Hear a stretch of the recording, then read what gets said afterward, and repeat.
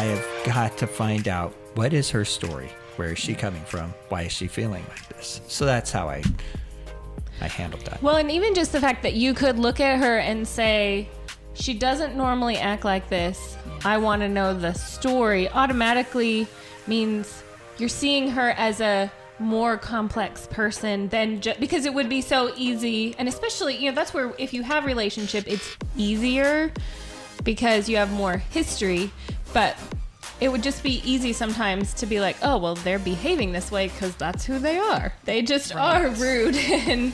But the very fact that you could say, I don't know what the story is, but there must be more going on, lets you take just a totally different path. Hello, everybody. Once again, this is Conversation with the Browns. I am Mr. Brown. That was a clip from our last episode. Check it out. You can do it on Apple Podcasts. You can do it, well, if you're already listening, you're listening somewhere, but give them many options. Even on YouTube, you can listen to this podcast. Thank you for joining us again. And we're going to continue. This is our last conversation for now on the book, Leadership and Self-Deception. I'm very grateful for our sponsors, Sutherland DDS. They love your teeth, as I said in the very first episode, but actually they'd love to see you smile. They're a dentist here in Redding, California. You can check them out at yourreddingdentist.com. Once again, that's yourreddingdentist.com. As we continue this conversation or complete this conversation, it's an ongoing conversation about being self-deceived and about being in the box. And so in this, we're going to talk about some ideas of once you're in the box, there's 4 boxes of self-deception, and then also that collusion. We're going to talk a little bit more about that.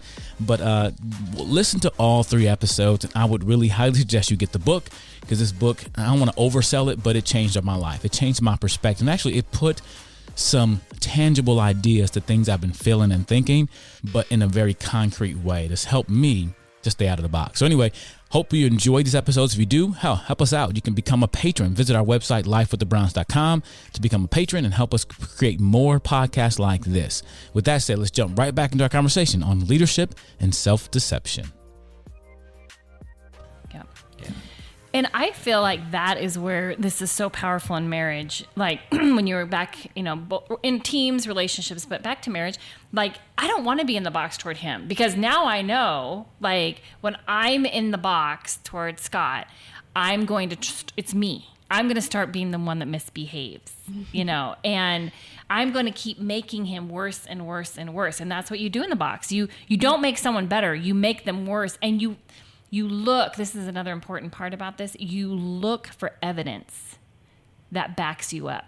So back to the collusion, you have to start creating the evidence if it's not there, or you have to actually just start getting all sorts of facts so that you can remain in your self-deception. And that's really what gets scary when we're looking, like, I think this is why I had you read the book at the time. Like, we were just talking about the world and the worldviews. And I'm like, everybody's in a freaking box. And it scares me because we're all deceived, including myself, and it's very scary because the hate level is rising and I think it's self-hatred more than anything else, because we know we're not treating people like humans. And that's very, very scary. And, the 4 boxes, I'm just going to hit them real quick because I think they'll make sense. The better than box, the I deserve box, the must be seen as box, and the worse than box. And we have to go in, I'll just take one of them to kind of dig into to show you what it means. The must be seen as box. So my must be seen as box is being helpful. I think it goes with my Enneagram too, but we won't go there right now. But a little bit is I want to be helpful. And so therefore, if I have that box and I'm operating out of it, then you need to be helped. So what does that make you? That makes you an object for me to help. And by golly, you better appreciate it and you better get helped. Well, and that's just such an easy, well, at least for me, that is such an easy one to spin, because how can helping be bad behavior? Like, it's just, to me, that's a really easy story to go down, because you can really explain all of that behavior as, I'm just trying to help, and person who is ungrateful and not appreciating. Yeah. They're the villain. Yes, but it's like covered up in such nice behavior, and I could see how you could tell me a story that I would be right on board with you about how you are so helpful. Like, I could very quickly jump on board because your helpfulness is just so nice. And anyone who's resisting it must be the problem. Right. Again, they're the problem versus me. Now, I could do the exact same thing, but I'm here to be helpful. You don't have to see me as helpful. I'm just here to help. Yeah. And then when I help you, I'm actually helping a person out of who I am. And you don't need to be helped. Like, if you don't need to be helped and you don't appreciate it, I'm okay. Yeah. Because I don't have to have you see me as helpful. Boy, let me tell you, that one right there has sent me into a lot of self-awareness, and must be seen as, you name it, must be seen as, nice, must be seen as a good guy, must be seen as powerful. There's a million adjectives you could put in that one.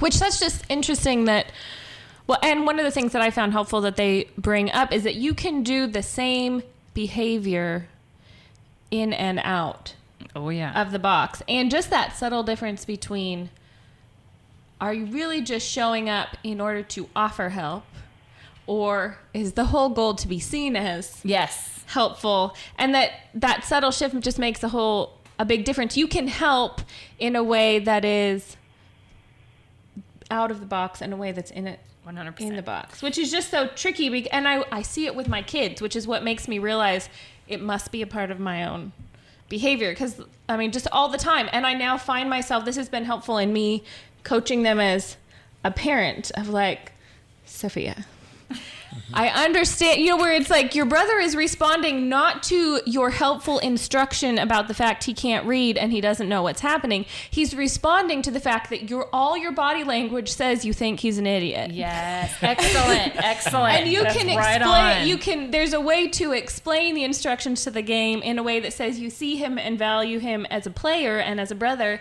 And there's a way to explain the instructions that says, you're stupid and 5 years old and you don't know anything. That is exactly right. And so she is probably in this better than box. I'm better than you, and you need to learn from me.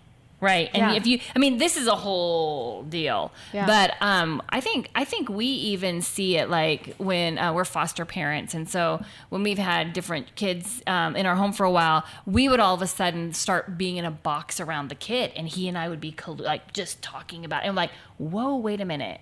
We're making this person, this beautiful child, an object, and have to we would literally rewind and saying, oh, okay, we're in the box. Like, we use that language. You're there to help this kid, and he's the object, and you're going to feel a lot of self-gratification because you've helped him because he needed you. Right. Versus being outside the box and say, yeah, we need to help him, but it's not about us. That's right. That's right. So everything, like I would just say everything you do can be done in the box or out of the box. And in fact, we could be sitting at this table and I could be out of the box with you, in the box, out of the box, and be doing the same thing, and you all would feel different. Because you would know by the way you don't know exactly like, oh, she's in the box for me, but you know there's something up. Because 93% of our communication is nonverbal. And so when you feel something or know something, people get it. They don't know what it is, but there's just something not right. And that's what we should all be in awe of. So how can you, outside of our marriages, outside of, the people we really care about, let's say you got a coworker or a boss, and you need to be out of the box toward that person, but that person's a jerk, that person's conniving, you can't, untrustworthy. How can you be out of the box towards someone who kind of, by their very presence, makes you want to be in the box? Yeah. Well, one is you literally have to see them as human. Like, you literally have to go, that person has feelings, they're whatever. I literally try to go, they must be afraid of something. Like, I have to talk, you have to see them as human. The second thing you can do is, it's crazy, but you actually can think of someone that you're not out of the box, like you're out of the box with. It'll get you back into that feeling. So like if pretend you're at work with that person, well, you could just stop and think of Sophia and Evan, and you would have all those warm feelings, and you would have that feeling of humanity. And then you go in that state of mind and go talk to that person. I have an example of this because, living in our town, there's a really big homeless population. And that has been one of the spaces. We were just having a conversation where I said, you know, in the current state of the world, the internet is telling me that because of the color of my skin, I am a racist and I need to come to terms with that. Yeah.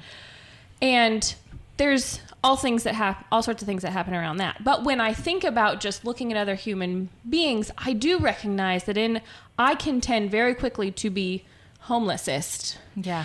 And you're gonna patent that word? Maybe. Because that's a whole population where I can very quickly be in the box. Yes. Towards a person that I know nothing about. And I have found it's just, you know, anytime I try to think about this, it really is a complicated, making any sort of progress towards justice and towards, you know, is really complicated. But I have noticed for myself that when I can think about my children and think that whoever this human being that I see, you know, on the panhandling on the side of the road, they are somebody's child. Yeah. And I know how I feel towards my child. And if my kid that was in that situation, the solution and how I would help them well may be a complicated matter. And I don't know about that, but you know what I would want to do is kiss them on the forehead. Yeah. Like no matter how my children behave, at the end of the day, even if they're driving me nuts,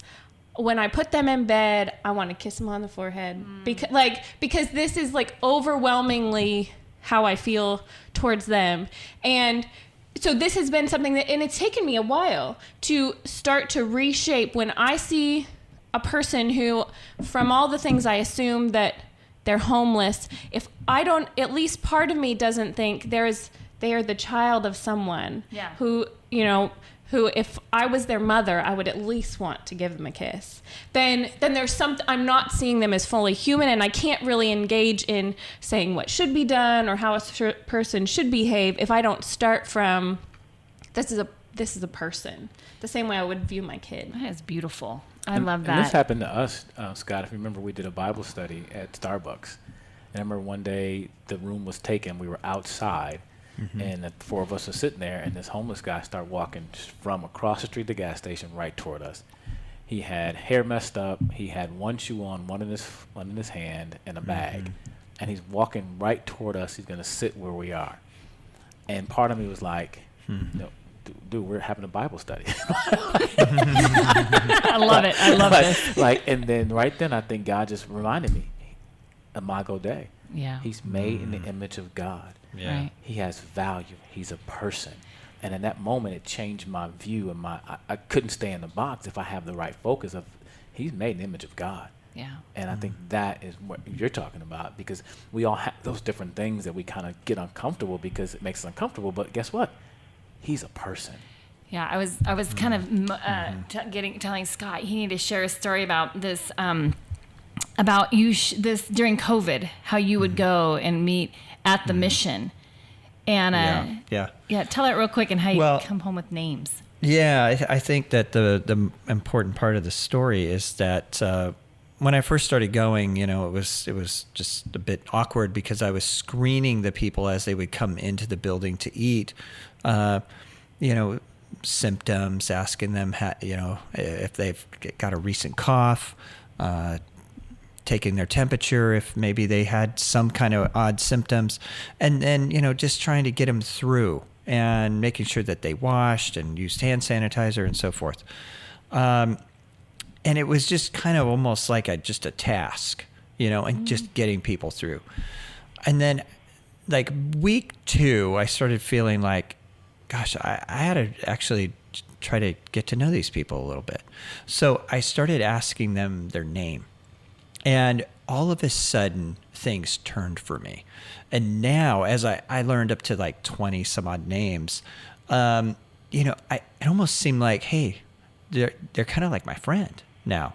You know, I know their name. And it was a way different experience after that. Yeah, so I think that's the key. Yeah. It's like what you were saying. It's in visualizing, or it's actually getting to know someone's name. When they have a name, it's something about them that it's hard to keep, you know, because that made them human to him. Not people to get through a line, but the humanity. And I thought that fit right into what you were talking about, you know. And again, I think in our society now, we're having these quote unquote conversations as long as everyone gets to be real around the table, they're beautiful. Well, And I think that one of the things, that visual that you showed earlier, though, of how you can have a conversation, in quotes, but do it with your back turned to me. Yes. I think that's one of the things that I'm realizing I need to be careful about. And also just points to the reason that sometimes I feel like the internet conversations are not working, is because some of them, we're calling them conversations, but it's us talking loudly, typing things on the internet, but with our back turned to the person that we say we're talking to or about. Yeah. It's so true. I mean, I can't believe the things that people I actually know say on, and I feel like I want to call them and say, could you please read your quote to me? Could you read that to me, please? Right. Because the tone that I read it in, it wasn't kind. Because they're justifying themselves, they're blaming other people, and I think that I hear a lot of that now. Like it's all about justifying my viewpoint or where I stand. Yeah. And in order to do that, I got to put yours down. And politics is a great example of that. Yes. Because we're unwilling to say, I support this person when they made this policy. But when this person said that, they were wrong. We're unwilling to do that because of our team. We're reading a different book called about the pantsuit politics. I think you're wrong, but I'm listening. I think you're wrong, but I'm listening. And they're talking about when you put your team jersey on, you just don't, there's no way I'm taking it off. Yeah. And so the box is kind of the same thing. I'm in my box. That is exactly it. And I'm not getting out this box because I got to defend it. This is my fortress. And you're wrong and I'm right. And it's easier to do that when you're not having a conversation, not looking at the person you're talking to as well. Yeah, that's so good. So good. Got any final words? Because we're almost at an hour. This my goodness, that was so fast. Wow. So any final thoughts about how this book can help people? And we really want to encourage people to pick up the book, Leadership and Self-Deception. And Shondell, can we put at least one of these online? They can download the boxes. They can see the boxes. But we can send them to you or something. And I think the thing I'd like to is how do we then have relationships with people in the box, like kind of going back there. And I'll put a little thing called the Pyramid of Change up there. And the first thing you got to do is get out of the box with people. But then if you got to build relationship. And how you build up is that you build relationships with them. And if you can't build a relationship with them, build relationships with people that are friends with them. Because you're getting to know them in a different way. And then you got to listen and learn about their world, right? And then you got to teach and communicate, and then you can correct. And so it's actually a really good parenting model as well. So the least amount of time, the very tip of the pyramid is correction. And so we really shouldn't be correcting anyone unless we have really taken the time to communicate and teach them. And if we haven't done that, we don't do that until we have listened and learned about their world. And we don't do about that unless we build a relationship. And there's no way you're going to build a relationship unless you're out of the box. So that's kind of how it builds. You have no business correcting someone that you're in the box with. Because you can correct out of the box. Yep. I mean, that's the most effective thing to correct. 100%. Because it's not about you. I loved in the book where he said, because he was talking about how this doesn't sound right, could you fire anybody? So, yeah, you can fire somebody. You can fire somebody in the box and out of the box. That's when right. you do it out of the box, it's really about them, not just about you. This is not a great fit for you.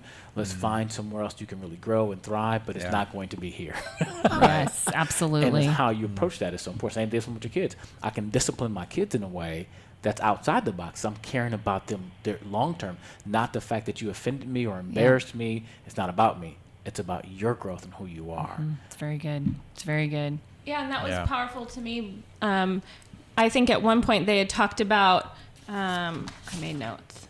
Oh, what doesn't work? And one of the things that I just found, like that pyramid that you're talking about really illustrates, it has to start with seeing the other person as truly human. And it talks about how they talk about how just getting more skills doesn't fix it. And it makes sense that, you can have all the listening skills that you want, but I read really quickly. If you are listening to me because you want to be seen as a good listener and you want to practice all of your, I'm going to say, but you can say back to me what I just said in a snarky way that makes it really clear that I don't feel understood.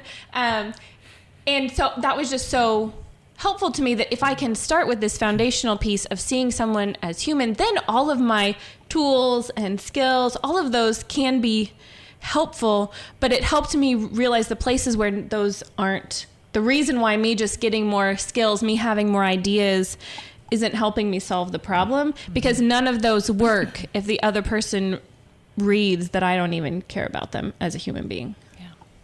Well, we want to suggest, if you haven't gotten the book, get the book, Leadership and Self-Deception, and we recommend it to you. And if you've read the book and you want someone else to read it and you don't want to offend them, I love what he said at the end of the book.